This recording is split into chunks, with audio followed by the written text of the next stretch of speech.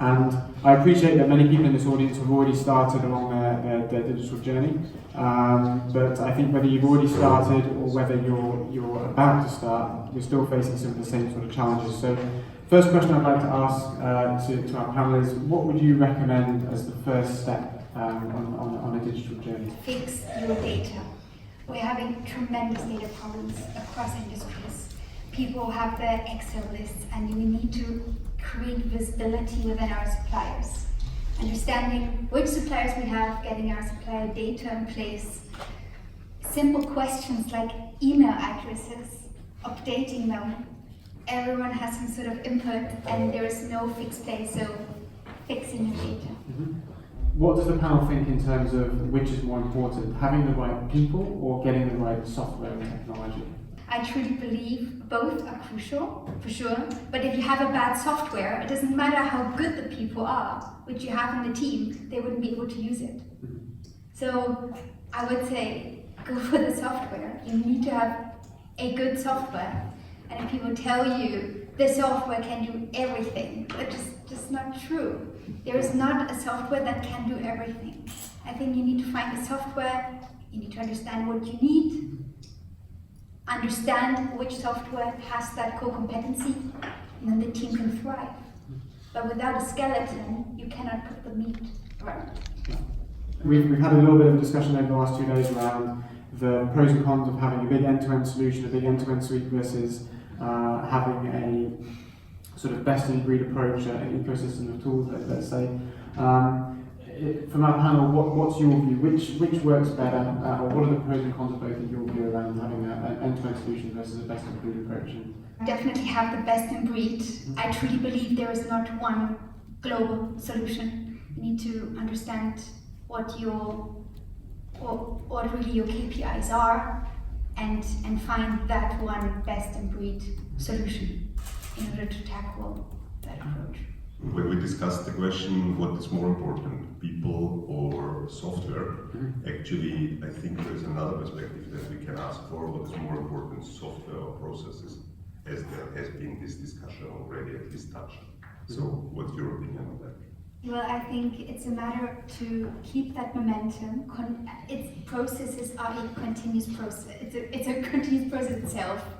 A matter of optimizing the whole time. How can you be more efficient? You cannot use processes which have been implemented 10 years ago because they just don't work anymore. The main structure, the value driver works, of course, the objective, what you would like to achieve, but the way you go around it. And for example, us in my company, we got rid of our complete procurement and we made 3 procurement sourcing centers globally.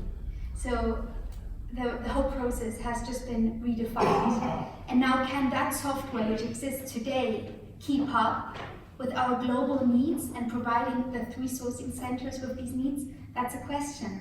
You know, at the end, I think just to elaborate on that question, I think then we need to bring in people into the place again.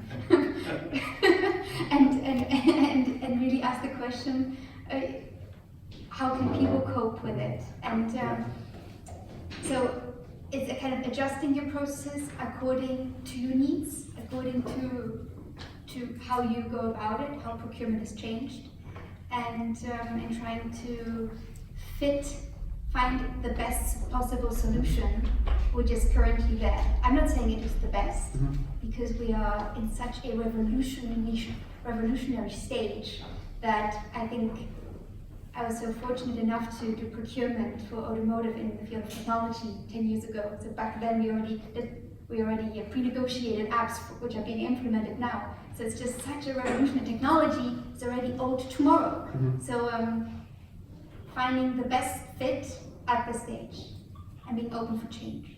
So we've heard a lot from all of you around what you've achieved with your companies in terms of digital procurement. What would you say is the single biggest benefit that you have achieved, and did that meet expectations? So in my opinion, the benefit has truly been building strategic partnerships with third parties, getting their insight, these innovative ideas, and how it has benefited.